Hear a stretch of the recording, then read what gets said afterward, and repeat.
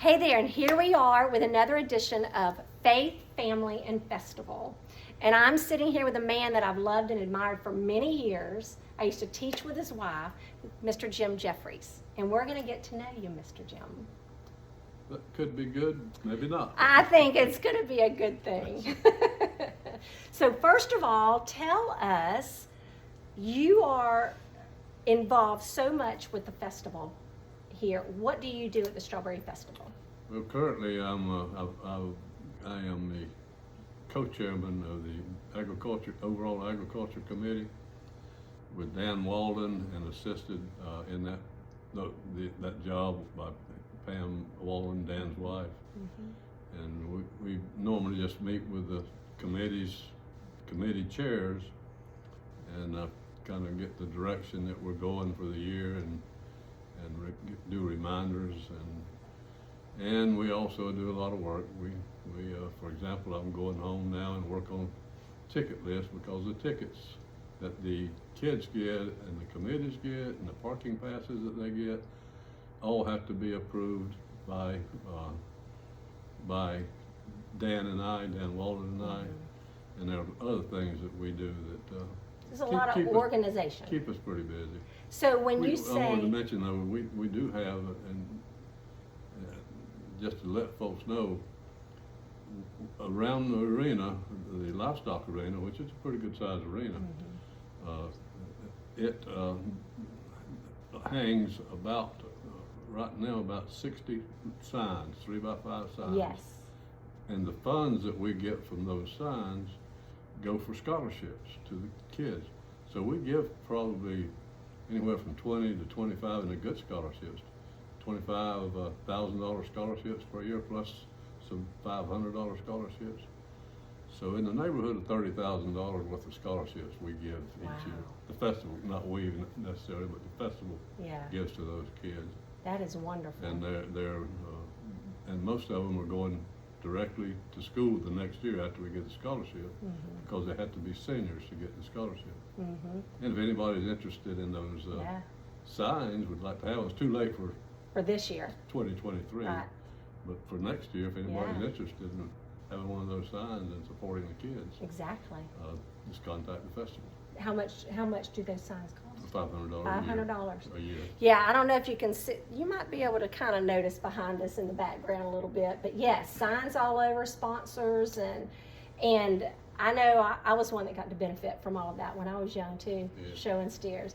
So the people that get this, it's not just people who show steers, right? Or is it just for steer sale? No, steer and swine. Steer and swine. They have to be senior steer and swine exhibitors. We are beginning this year for the first time, thanks to Consolidated Pest Control. We are giving some scholarships for the plant exhibitors, senior plant exhibitors, for the first time. Good. And it's in honor of the owners of Consolidated. Anyway. Well, that's good.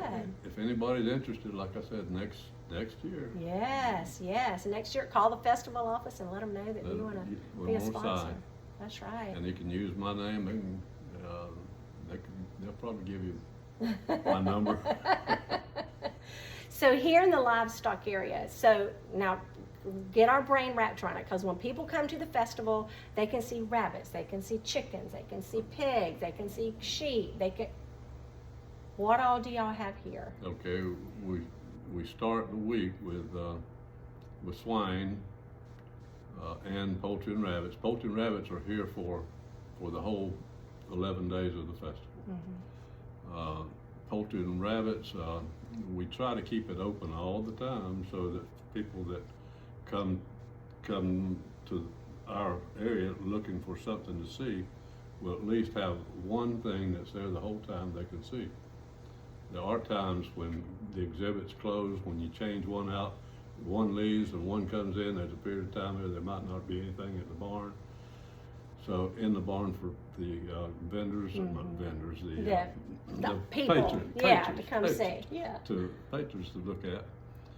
And but you'd be surprised at the number of people that like to view the chickens and the rabbits. Now we've got a little, I wouldn't call it a problem, but the poultry Everybody's aware of the price of eggs and the avian flu and all that. And we are being very careful, and we are insisting that people don't touch birds.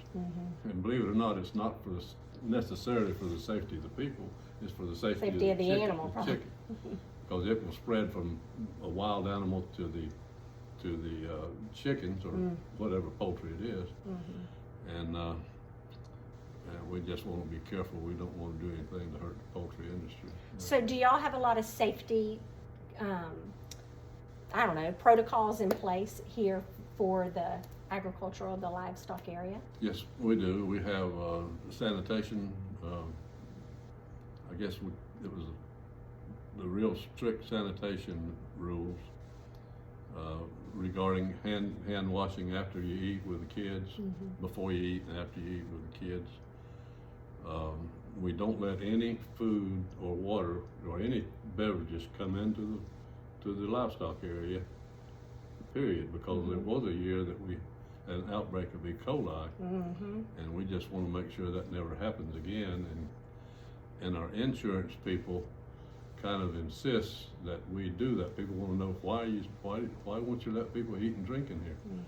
Well, we have a reasonable rate on our insurance, and we want to keep it that way, because an outbreak of E. coli can be very expensive, and it can be damaging to young kids, and we don't like that either. We wouldn't want that. So the Strawberry Festival is a very safe place for people to come. Yeah, we try to be. Yeah. It's amazing the amount of time that our staff, maintenance people also spend just looking for safety issues. Anything that can cause a problem with safety, they are on it all the time.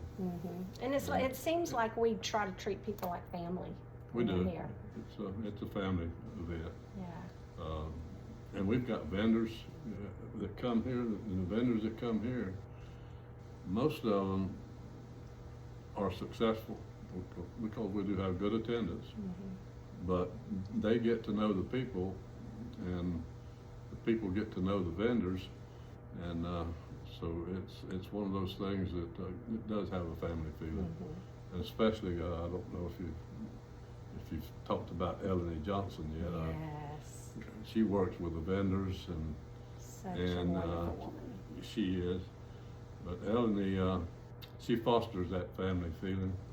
Everybody, she makes everybody, not just Eleni, but most of the staff, they try to make everybody feel, and the volunteers try to make people feel welcome, and it is it's a good feeling. Mr. Joe Newsom, when I interviewed him, he said that Miss Eleni is the Christian matriarch of the festival. She is. She is, and they have Bible studies here. And I walked into the office the other day about a little after 8 o'clock, and they were in there having Bible study, and I was like, I wish I would have gotten here earlier to join. Every morning they have Bible study. You're talking about faith. We have a firm, most of the folks here have a firm belief. And they also, most of the volunteers are very willing to do what we do, practice what we practice. And with meetings like committee members, steer committee meets, but they open the meeting with prayer. We have an ag committee, which consists of the committee chairman, and when we open the meeting, we open it with prayer. All the meetings are, sometimes, evidently, you know that there's going to be times that people forget. That's like saying grace at home. There are times that people forget. Well, I know I'm over parking this year, and Ron Everett, we were just speaking a while ago about how we're going to start every morning off in prayer. So Well, that's a good thing. We got to have prayer all around the festival. Ron's a good man. He is a good man. guy. He is a good man. I hope he stays with the festival many years. I do too. Well, let's continue on with the festival for a little bit. You have just recently become a director emeritus. Yes. So, when did you first become a director for the festival? I became associate director in 1994. Yeah. And I became a director in 2004, and my final year was 2022, so Wow. I haven't even calculated the Yeah. years, but you can calculate. It's been a while. But before that, you were involved with the festival Well, in how many ways? well, I taught it I began teaching at Pinecrest when it was a high school. Yeah. Most people don't even My know mama that. graduated from Pinecrest Yeah. High School. I see a lot of my former students, and a lot of them at the festival. Yeah. But it was a fine place to be. But I ended up going to East Bay High School, and when I was at Pinecrest, I don't remember any of the agricultural events. I came to the festival, but not as a participant like I later did. And then in I think it was 1970 when I moved to East Bay High School. The first year we had a petting zoo, which we can't have now because we don't allow people to touch I remember the touch animals. petting zoo. We had a petting zoo under the stadium. East Bay High School, we brought animals and kids, and we did a petting zoo under the stadium for a couple of years. And then it was popular, so they gave us a tent. The festival management gave us a tent on the festival grounds, and it was a pretty good sized tent. It was a nice sized petting zoo. So that started, let's say 71, just could have been 70, but 71. And at the same time, we also had an exhibit. At that time, the festival had 4 youth exhibits. I permitted 4 youth exhibits. I actually paid us for those exhibits, paid the FFA chapters for those exhibits. We now have 8, I believe. At that time, it was only 4, and I was at East Bay, and I was in charge for a number of years of bringing the exhibits up here. So I've been doing things with the festival since 1971 or so. I was 3 years old. 3 years old. Well, you probably came to the festival. I'm sure I was here. I bet you they either put you on a ride or I know. what was really popular. We don't do it anymore either. What was really popular in those days with the kids, if you remember the little horses that circled. Oh, I do remember riding that. Oh, my kids loved it. I don't know how old I was at the time though. But yeah, I remember coming back. I think I was probably about 4 years old whenever the steer show started going on. And my brothers, I'm 8 years younger, they were showing steer, so I was always at the steer tent.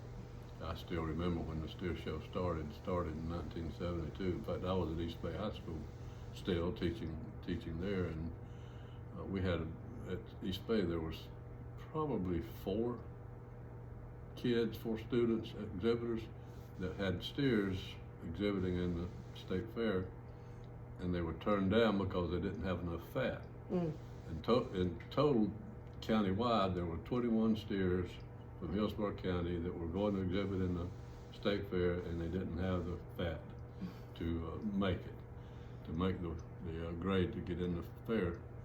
And somebody, Elton Hinton and Roy Park, there were a number of people, Richard Joyner, there were quite a number of people that thought, that heard about it, I guess, and thought, well, we ought to do something to help those kids.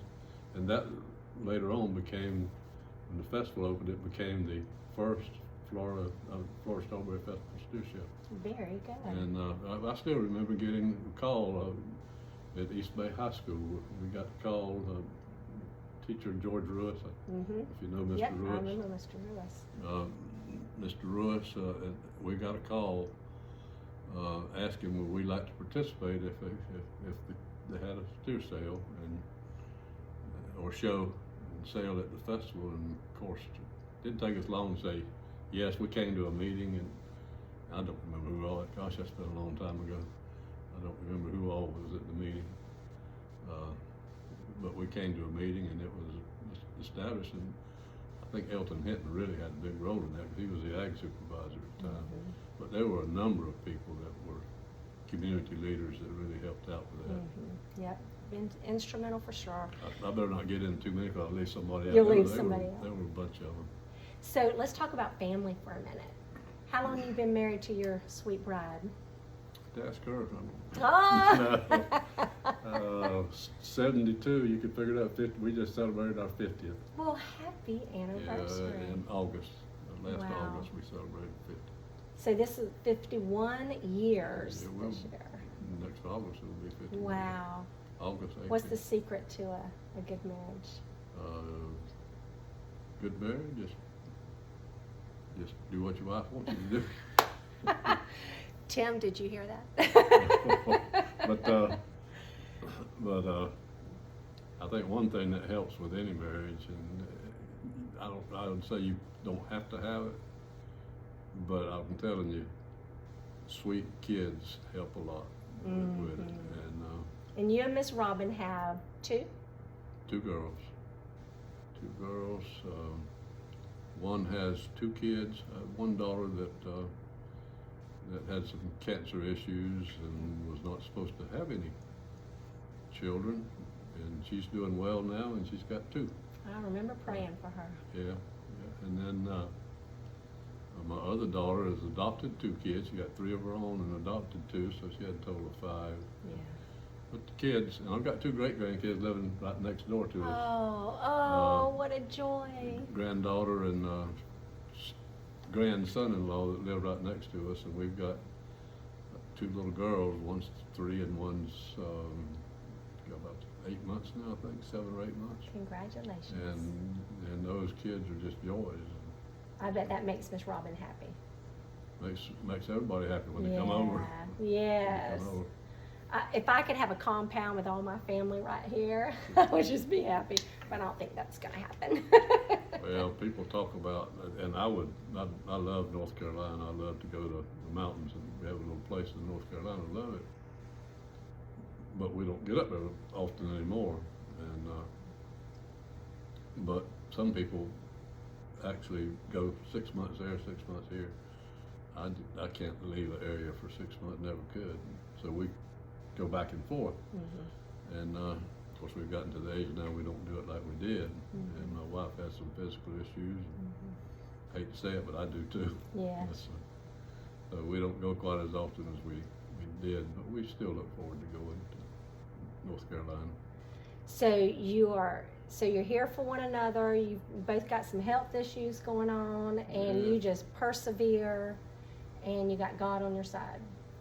Yeah, kind of like the old Clint Eastwood movie with the gentleman that was an Indian, Native American. Mm-hmm, mm-hmm. Endeavor to persevere. We do that. Aww. Do you remember tying a little bit of family into the festival? Did your children grow up doing anything with the festival? Oh, shoebox floats and all that. Yeah, my two daughters both had exhibited pigs, and both had steers. And I think it was part of the reason one of my daughters, Ginger, that lives in Jacksonville, she really got involved. Of course, she had friends that were involved, and if you have friends that are really involved with an activity, then it gives you more incentive. You want to do it, right? She did, and she did a lot with the FFA. Now, Dawn didn't do quite so much, but she was involved, and everything Dawn does, she does well. Yeah. She does well. Yeah. She's involved now very heavily. I guess you know she was neighborhood village, worked with neighborhood village for a good while, and now she's going to help with some show tent, I believe. I was talking to my mom on the way to the festival today, and I told her I was going to be interviewing you, and we were just talking about the family and just how we've known you forever, and she was complimenting Dawn as well, and she was just saying Dawn is a great girl and an organizer and was so kind with everyone. Yeah. So you did well, Dad. Oh, well, Mom. One thing they got from their mom was her looks, which is good. So how did you and Miss Robin meet? You've been married almost 51 years. How did you meet? Robin's sister, Penny, and her husband, Johnny Lee, at one point owned a mobile home that was part of Johnny Lee's family's properties. Mm-hmm. And they had a mobile home park and a service station, and I think it was a Snapper dealership. Mm. They also had a little recreation area with a pool, and I was staying with living with a friend at that time, teaching and living in a mobile home, in that mobile home park. And they had the get together, and I met her at the get together. I don't remember who all was there. I just I do remember very well meeting her the first time. Now, is this before or after college, or? This was after I was teaching. Yeah. I was at when we met. I was at East Bay, Mm-hmm. East Bay High School, and she was going to FSU, Mm-hmm. and we. I don't get too personal with this, but she was going to FSU, and of course her dad thought that we should wait until after college to get married. Mm-hmm. He didn't object to us getting married. He just thought she wouldn't finish. Yeah. And Well, she did. She did. She did. She said she would, and she did. Yeah. I remember teaching with her at Springhead Elementary School. Yeah. She taught kindergarten. She loved it. Such a sweet, spirited lady. Now, Love me some Robin. She taught 4th or 5th grade. She didn't like that so much, but she liked teaching. She had great, what was her name? Shirley Layton? Shirley Layton. Shirley Layton was Love her. a great aide. Yes. Robin She was liked fun and always loved to laugh. her. Yeah. Yeah. Oh, I couldn't do kindergarten, all the snotty noses and stuff. Oh, I don't know. There's some reason she liked it. So how have you seen Faith be a part of the Strawberry Festival? I think I mentioned earlier that we open our meetings with prayer. Mm-hmm. I think it makes a lot of difference. I can't remember having a president that didn't have some pretty good faith. Mm-hmm.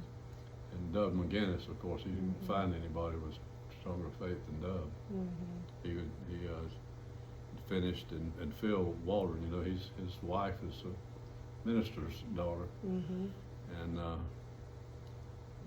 be it coincidental or purposeful, we always had a board that has been very, very full of faith, I guess you'd say. That's good, and that's probably one of the successes for the Strawberry Festival. Yeah. Definitely. And I don't see that changing, at least I hope. Yeah. It doesn't change. Hope not.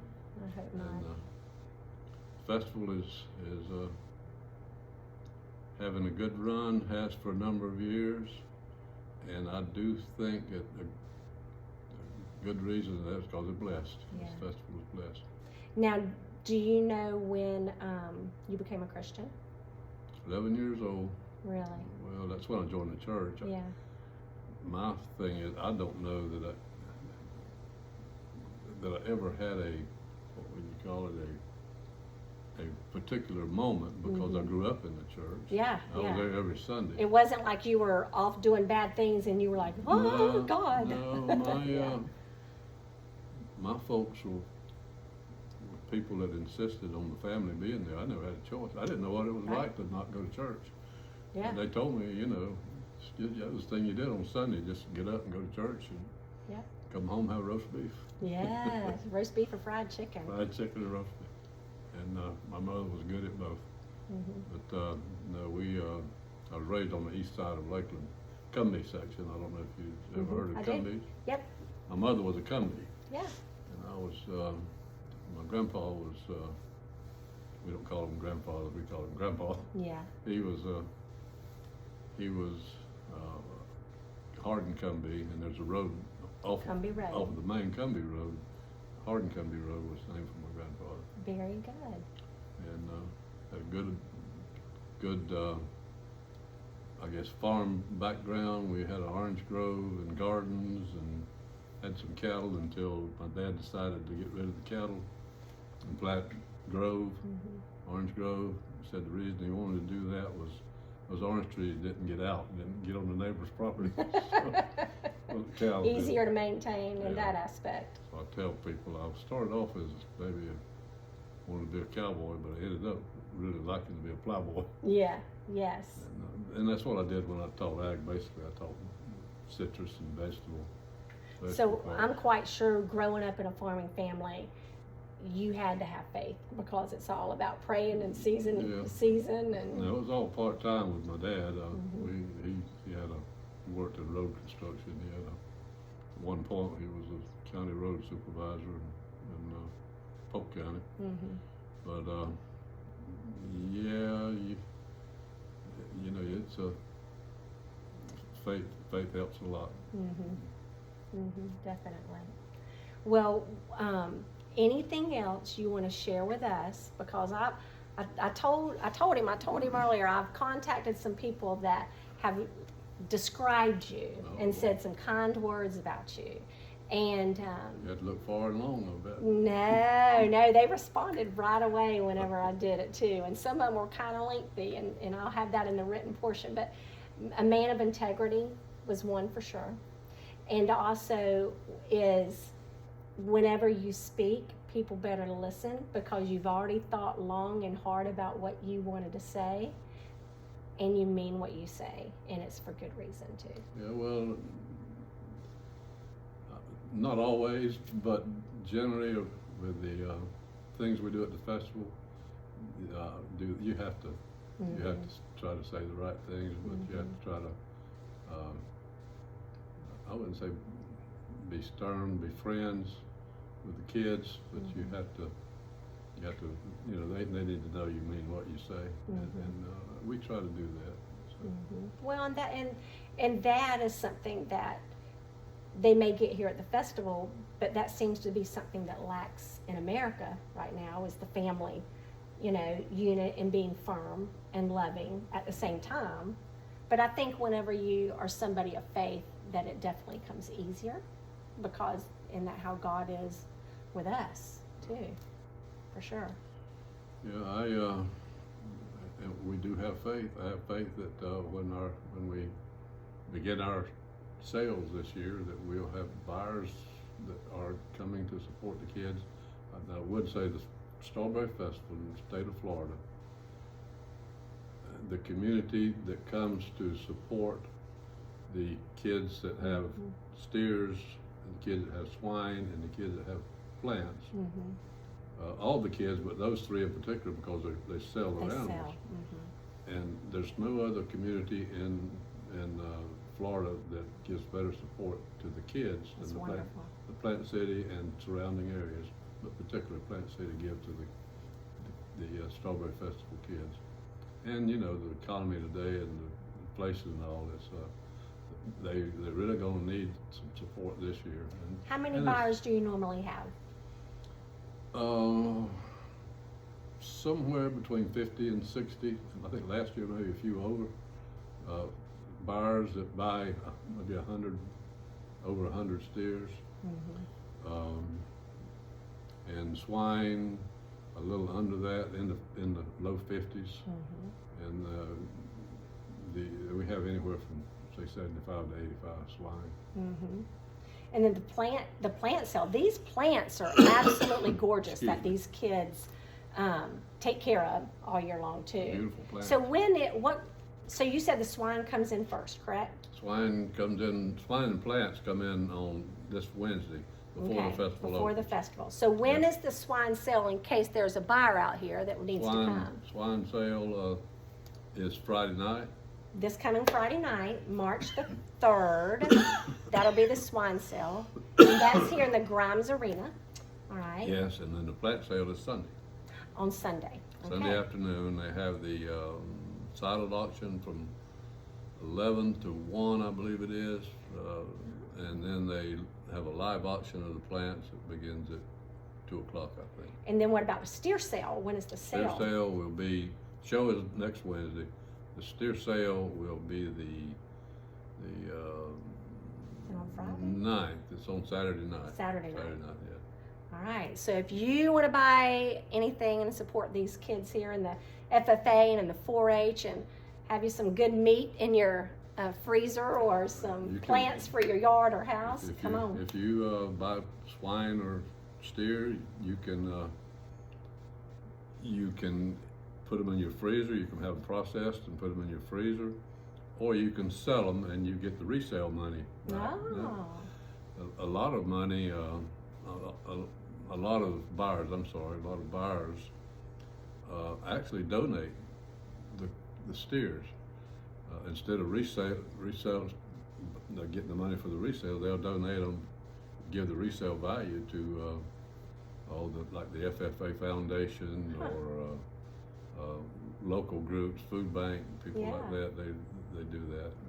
I was speaking with someone recently, and they were saying that I think they bought 3 steers last year, and they said, you know, we usually keep one for us, and we donate one here, and you donate.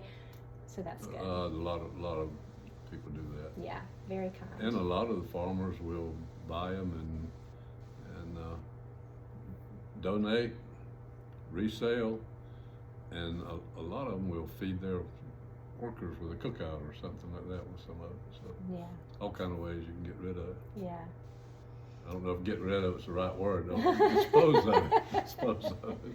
Well, is there anything else you want us to know about faith, family, or festival? No, just I think the festival is probably going to face some obstacles as far as the traffic, and that's going to get worse. Mm-hmm. But I think the festival in cooperation with the Plant City Police and that's one thing we do have at the Strawberry Festival that is probably another thing. It's the best in the state, I think, and that's security. Definitely. We have a good security relationship with the deputies, with the Plant City Police, the Sheriff's Department. And I think I've even seen Temple Terrace Police before. On occasion, but I don't know who else is going to be here this year. I know my son-in-law is going to be grandson-in-law is a Plant City policeman. He's going to be directing traffic. But I know you're proud. Yeah, but it's a safe place to come. Yes. It's a good place to come. I know. I was thinking about the traffic. My mom, she's coming into town, and she loves the festival. And I think she volunteered for over 30 years with the festival before she moved away. But she said, the only thing I'm not looking forward to is the traffic. And I said, but Mom, you just got to remember, that's good if there's a lot of traffic, so just be patient and give yourself time. If you're a Plant City resident and you know your way around. Know the back roads. Know the back roads. And you know the south side of the festival is the best place to park. Yeah, don't tell anybody. easier to get to. Definitely. You better, in my opinion, if you're like Brandon area, you better come in down 60 and come in the back way to park on the south side of the festival instead of the north. Yeah. But our parking areas have really increased over the last few years. We've purchased a lot of properties and we have good safe parking areas. And look forward to having a good crowd this year. Yeah, absolutely. Well, I appreciate you being a man of faith, and for being such a strong family man, and just putting that, and just not necessarily putting it out there and flaunting it, but just the way you live, being an example to so many, not just your family, but to others here, because they sense it and they know that Mr. Jim Jeffries is a good man. Well, let me say something about your family. Your family and the other people that volunteer for the Strawberry Festival are mostly people of faith that make it a pleasure to work here. Or I don't work here. I've done it so long. I say work. It's not working. It's volunteering. It is. It is. It was like somebody said, "We'll double your pay next year." Nothing for nothing. You remember the old Beverly Hillbillies? Jethro Bodine was naught. But that's the thing with a festival is it's not work. You volunteer just because you love doing it. It's like family out here all the time. Well, I think a lot of people in our area volunteer basically for the kids. Love the kids. Yes. And we just lost, I'll say this, lost 2 real great volunteers this year that volunteer with the festival and work with the kids a lot. And I'll mention Tim Krebs. He was a wonderful man. And a very close friend of mine, Ken Grimmer, passed. And they're missed. Definitely. Definitely. Absolutely. And I know with Tim and his family, his family's continuing on. Oh, yeah. And Ken, that crew with Jeremy and all, they're being big supporters of the festival, and yeah, some good men. So, well, thank you. I appreciate it. Thank you. Take care. Yes.